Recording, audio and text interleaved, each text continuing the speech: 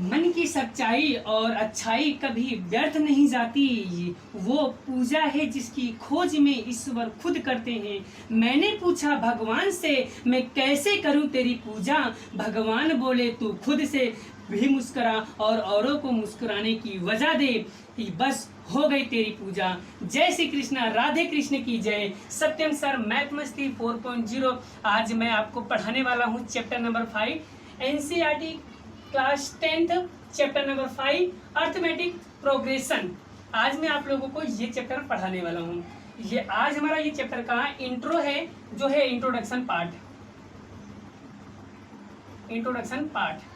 आज मैं आपको पहला लेक्चर पढ़ाने वाला हूँ चैप्टर नंबर 5 का इंट्रोडक्शन। ठीक है, तो बड़ा सबसे पहले हमें ये पता होना चाहिए कि एपी क्या होता है। अर्थमेटिक प्रोग्रेसिंग इसका मतलब होता है बेटा कि समांतर श्रेणी। हिंदी और ये जो वीडियो बेटा हिंदी, इंग्लिश और गुजराती तीनों के लिए ये वीडियो है। ठीक है, तो बेटा यहाँ पर अर्थमेटिक प्रोग्रेशन का मतलब होता है समांतर श्रेणी। क्या होता है? समांतर श्रेणी। क्या होता है? समांतर श्रेणी। अब समांतर क्या होता है? सामान्य प्लस अंतर, जिसे हम बोलते हैं श्रेणी। श्रेणी को दूसरा नाम है श्रृंखला। जो लाइन होता है उसे बोलते हैं श्रेणी। तो सबसे पहले हमें यह पता होना चाहिए कि एपी का फुल फॉर्म क्या होता है? Arithmetic progression. तो अर्थमेटिक प्रोग्रेशन होता क्या है? तो देखो यहाँ पर लिखा है, it is a sequence of numbers such that the difference of constants। इसका मतलब होता है बेटा कि जो भी डिफरेंस होगा, जो भी नंबर लाइन होगा, वो क्या होगा? सभी का डिफरेंस दो होगा। वो जब डिफरेंस निकालेंगे उसका जो कांस्टेंट्स होगा, मतलब कांस्टेंट्स मतलब होता है समान।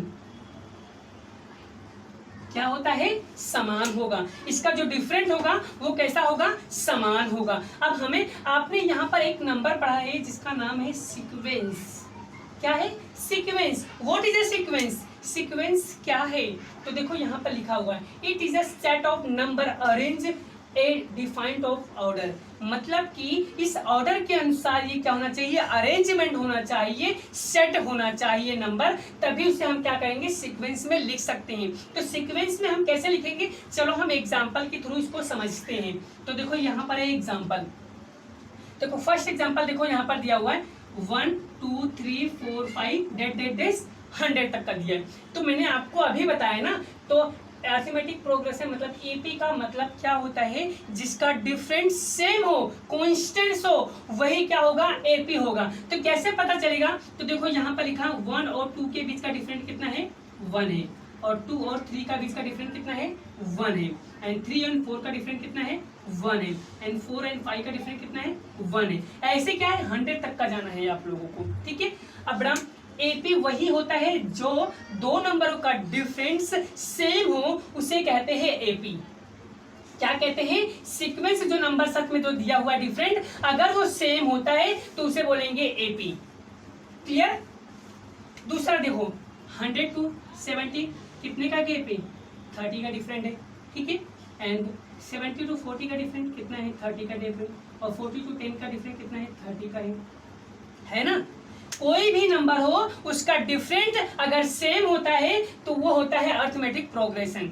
आगे देखो, इसमें भी देखो, इसका जो डिफरेंट है 0, इसका जो डिफरेंट है 0, इसका जो डिफरेंट है 0 है ना। और इसका भी देखो 2 और 4 के बीच में कितना डिफरेंट है? 5 का है। 8 और 5 40 के बीच में कितना है? 5 का है। और 14 एंड 20 के बीच में कितना डिफरेंट है? 5 का है। मतलब सभी का डिफरेंट कहता है सेम है। तो ये होगा हमारा एपी। अब एपी के भी 2 टाइप्स है। तो लिखा है ना, there are 2 types of AP. AP की कितने टाइप से? 2 टाइप से। पहला टाइप से बड़ा फाइनाइट एप्स एंड दूसरा है इनफाइनाइट एप्स। ठीक है, तो बड़ा फाइनाइट एप क्या होता है? बड़ा यहाँ पर लिखेंगे number of such that is called your limited. इसका फाइनाइट मतलब होता है लिमिटेड। हाँ, इसका मतलब होता है, तो बड़ा जो हम आते हैं अब दूसरा जो हमारे इसमें के एपी जब है ना, एपी के 2 टाइप्स से मैंने बताया था। एपी के 2 टाइप्स से फाइनाइट एपी और इनफाइनाइट एपी। तो फिनाइट एपी क्या होता है कि the AP has a limited terms of coordinate finite AP. तो फिनाइट एपी मतलब होता है जिसका टर्म्स जो है वो है लिमिटेड हो, मतलब कि यहाँ से स्टार्टर 1 से स्टार्ट हो रहा है और इसका लिमिटेड क्या है 100, मतलब 100 से आगे ही जा सकता है, 100 तक का हो सकता है, 100 से कम हो जाएगा बट 100 से आगे नहीं होगा, क्योंकि यहाँ तक लिमिटेड है ये, यहाँ तक का लिमिटेड है ये। देखो इसका एग्जांपल देखो, यहाँ पर मैंने लिखा हुआ है 1 2 3 4 5 100 तक का, तो ये क्या होगा हमारा फिनाइट एपी, मतलब कि इसका खाली लिमिटेड कहाँ है 100 तक का ही है, 100 से आगे तक नहीं जा सकता, 100 के पहले आ सकता है लेकिन 100 से बाद नहीं सकता है, तो ये क्या होगा फिनाइट एपी। और इनफिनाइट जिसका टर्म्स क्या होना चाहिए अनलिमिटेड होना चाहिए, मतलब कि देखो 100 से चालू हुआ कहाँ तक जाएगा पता नहीं है, कुछ कहाँ तक जाएगा पता नहीं है, इसीलिए ये क्या होगा इनफिनाइट होगा। इनफिनाइट मतलब कि उसके नंबर्स कहाँ तक जाने वाले हैं वो किसी को पता नहीं है, जहां तक जाना चाहे वहां तक जा सकते हैं, इसका क्या है अनलिमिटेड है, कहीं तक भी जाए। अब चलो देख लेते हैं जनरल फॉर्म क्या होता है। तो जनरल फॉर्म बड़ा यहाँ पर देखो लिखा हुआ है, ये जो है जनरल फॉर्म। जनरल फॉर्म देखो मैं आपको बता रहा हूँ,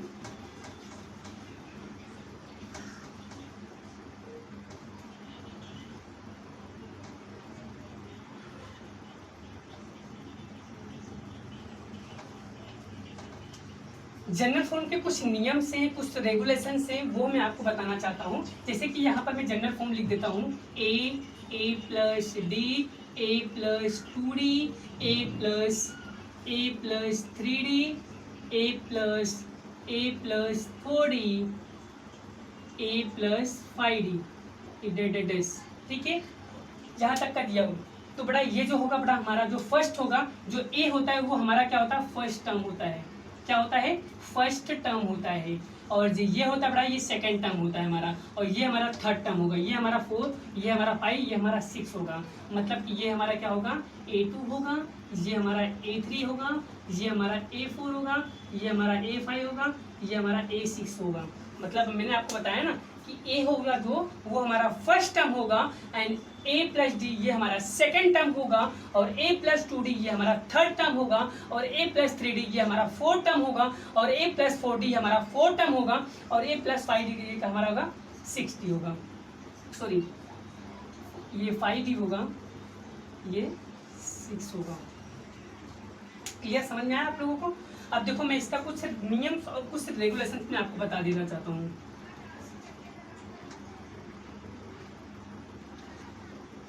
जैसे सपोज मान लो मैं फॉर द एग्जांपल अगर लेता हूँ a बराबर, अगर मैं आपको मान लेता हूँ 5 और डिफरेंट में अगर d मतलब होता है कॉमन डिफरेंट, जिसको मैं d के द्वारा सिंबोलिक करता हूँ, ये होता है डिफरेंट, कॉमन डिफरेंट होता है। अगर मान लो ये 3 होता है, अगर मुझे निकालना है a टर्म, तो a हमारा क्या होगा बेटा आपको पता है, a हमारा क्या होगा 5 होगा।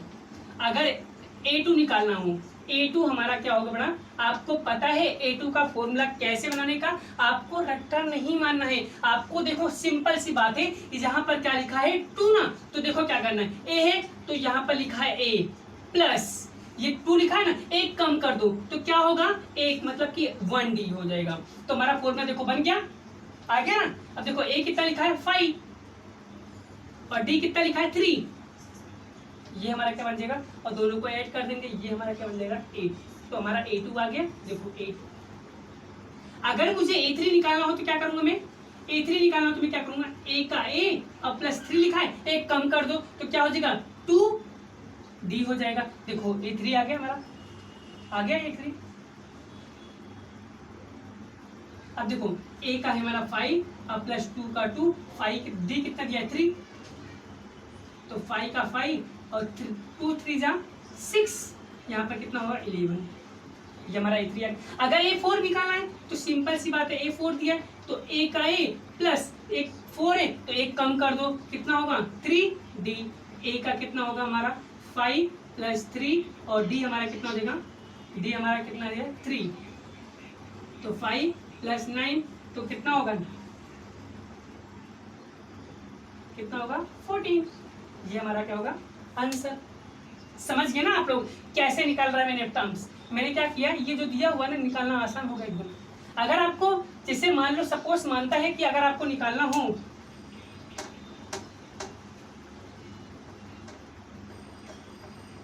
अगर आपको बोले कि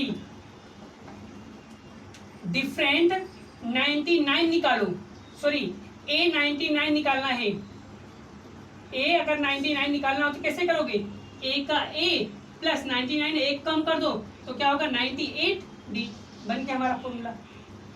अगर आपको बोले ए 100 निकालो तो क्या करोगे, ए का ए 100 एक कम कर दो 99 डी, बन गया हमारा फॉर्मूला। समझ गए ना, क्या करना है, जो भी दिया हो उसको एक कम कर देना है, आपका मिल जाएगा डी। ठीक है, अब आपको मैं बता देता हूं कि कॉमन डिफरेंट कैसे निकालते हैं। कॉमन डिफरेंट मतलब कि कॉमन डिफरेंट, कॉमन डिफरेंट को हम डी के द्वारा सिंबोलित करते हैं। तो डी हम कैसे निकालते हैं, आपको पता है, डी क्या करेंगे, A2 में से A1 निकाल लेंगे। एक तरीका तो ये हो गया। दूसरा तरीका है, अगर निकालना हो तो A3 में से मैं क्या करूंगा, A2 को माइनस कर दूंगा तो D निकल जाएगा। तीसरा तरीका है, या तो A4 में से मैं क्या करूंगा, A4 में से क्या करूंगा, A3 को माइनस कर दूंगा तो ये मिल जाएगा। और चौथा तरीका है, A5 में से क्या करूंगा, A5 में से क्या करूंगा, A4 को लेस कर दूंगा तो D मिल जाएगा। चौथा तरीका है हमारा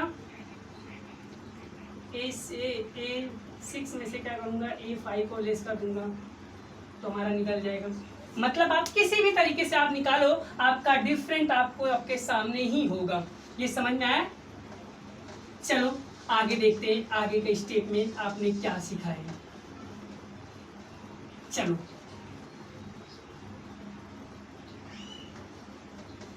चलो आगे देखो।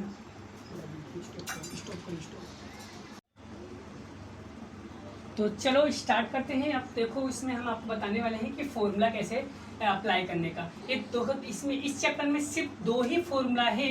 ये 2 ही फॉर्मूला को क्या करना है, आपको राइट डाउन करना है। और देखो, अगर आप लोगों को क्या करना है, ये वीडियो अगर आप लोगों को अच्छा लगता हो ना, तो क्या किया करो, वीडियो को ये जो फॉर्मुलेशन इसको क्या करिए करो, स्क्रीनशॉट पाड़ लिया करो, या तो क्या किया करो, चौपड़े में लिख लिया करो, जिससे आप लोगों को पता चले कि कौन कौन सा फॉर्मूला इस चैप्टर में है।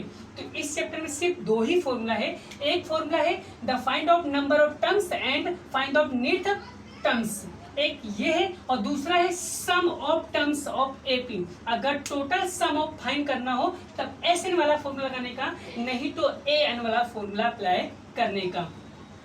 अब ये वाला फॉर्मूला कब और कैसे अप्लाई किया जाएगा, तो ये फॉर्मूला जो होता है वो अप्लाई करना है आपको मैं एक एग्जांपल के थ्रू आपको समझा देता हूँ कि कैसे करना है।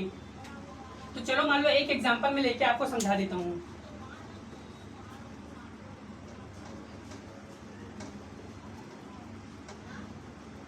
एक एग्जांपल लेता हूँ बड़ा, जैसे मान लो यहाँ पर AP फाइंड करना है। ठीक है, AP यहाँ पर दिया हुआ है 5, 8, 11, 14 एंड 20।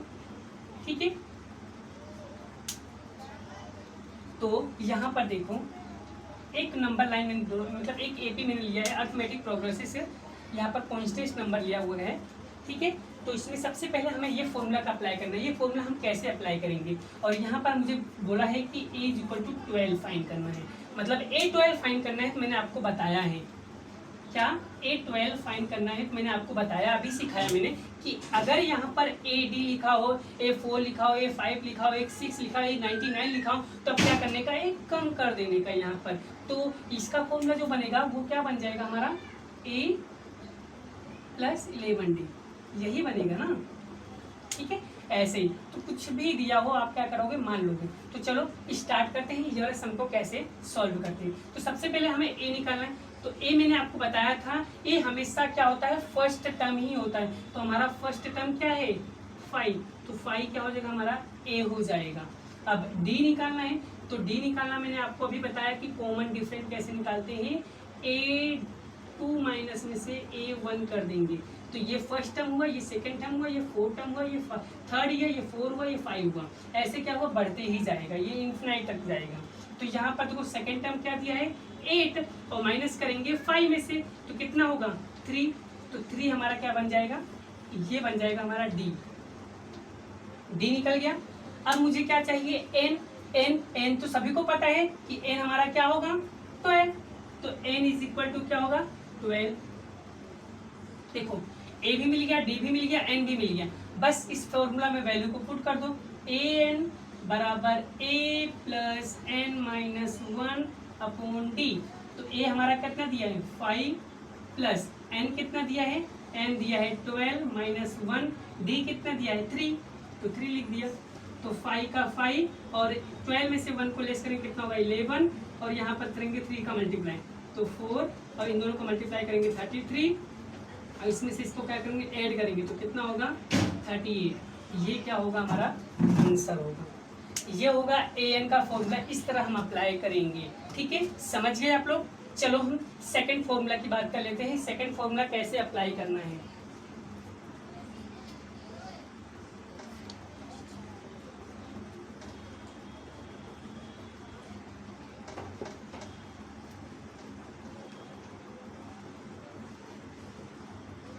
सेकंड फॉर्मूला अप्लाई करना है तो वहां पर कैसे निकालेंगे सम।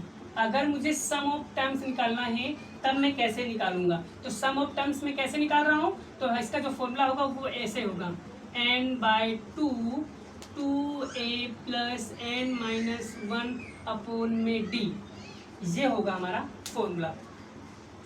तो यहाँ पर भी मैं a p मान लेता हूँ, वही कोई भी एक मान लेता हूँ। ठीक है, 5 8 14 20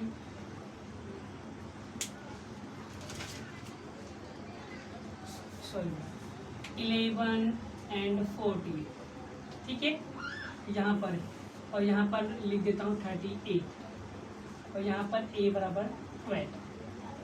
ठीक है, अगर इसमें कौन सा फॉर्मूला, जब यहाँ पर इसका कुछ लिमिटेड दिया हो, सम निकालना हो, टोटल निकालना हो, तब हमें एसन का फॉर्मूला अप्लाई करने का। तो ये कैसे फॉर्मूला अप्लाई करेंगे, तो देखो सबसे पहले ए निकालना है। तो ए हमको पता ही क्या होगा, ए हमारा यही होगा फर्स्ट टर्म, तो यही होगा हमारा क्या होगा ए होगा। अब डी निकालना है तो अपने को पता है a2 में से क्या करूंगा a1 को लेस कर दूंगा, तो a2 हमारा क्या होगा 8, और उसमें से 5 को लेस कर दूंगा तो कितना आएगा 3। ठीक है, अब क्या निकालना है मुझे n तो हमें पता है कितना आएगा 12, तो n इज इक्वल टू कितना हो गया 12। बस क्या करना है वैल्यू पुट कर देना मुझे। यहाँ पर फॉर्मूला लगाएंगे n/2 2a plus n minus 1 upon D. तो n कितना दिया है 12/2, फिर 2 दिया है, और a कितना दिया है 5 प्लस n कितना दिया है 12 माइनस 1, d कितना दिया है 3। तो यहाँ पर 2 से गया 6 टाइम, कितना आया 6, और इन दोनों का मल्टीप्लाई करेंगे कितना होगा 10, और 12 में से 1 गया कितना आया 11 और अपॉन में 13। ठीक है, 6 और 10 प्लस इन दोनों को मल्टीप्लाई करेंगे 33, और यहाँ पर 6 इन दोनों को प्लस करेंगे कितना होगा 43, इन दोनों का मल्टीप्लाई करेंगे तो 2 क्या होगा 258। यही क्या होगा हमारा आंसर होगा। आप चाहो तो इसी फॉर्मूला, चाहो तो एक फॉर्मूला और है, उस फॉर्मूला का अप्लाई करके यही सम को इसी तरह सोल्व कर सकते हो, यही आंसर आएगा। देखो मैं कैसे फॉर्मूला अप्लाई कर रहा हूँ। दूसरा फॉर्मूला हमें यही सवाल को मैं दूसरे फॉर्मूले से सॉल्व कर रहा हूँ, आप वो वाला भी फॉर्मूला अप्लाई कर सकते हो। ये वाला formula n/2 a plus l। बस यहाँ पर खाली क्या आया है l। l क्या होता है मैं आपको बता रहा हूँ। l होता है हमारा लास्ट नंबर, l मतलब होता है लास्ट नंबर। तो लास्ट नंबर यहाँ पर देखो कौन सा दिया है, तो ये हमारा क्या होगा लास्ट नंबर होगा। तो यहाँ पर लिखेंगे l इज इक्वल टू 38। मिल गया ना, सब कुछ मिल गया। देखो n भी हमारे पास है, a भी हमारे पास है, l भी हमारे पास है। तो यहाँ पर बस फॉर्मूला लिख देना है। n कितना दिया हुआ है, n दिया हुआ है 12, और 2 दिया है 2, और a हमारा कितना दिया है 5, प्लस l कितना दिया है 38 दिया हुआ है। ठीक है, यहाँ पर इससे गया क्या है 6, और यहाँ पर दोनों को प्लस करेंगे कितना होगा 43, और दोनों को मल्टीप्लाई करेंगे 258। आ गया। देखो मतलब कि ये वाला फॉर्मूला भी अप्लाई कर सकते हो आप, ये वाला फॉर्मूला भी अप्लाई कर सकते हो, दोनों का आंसर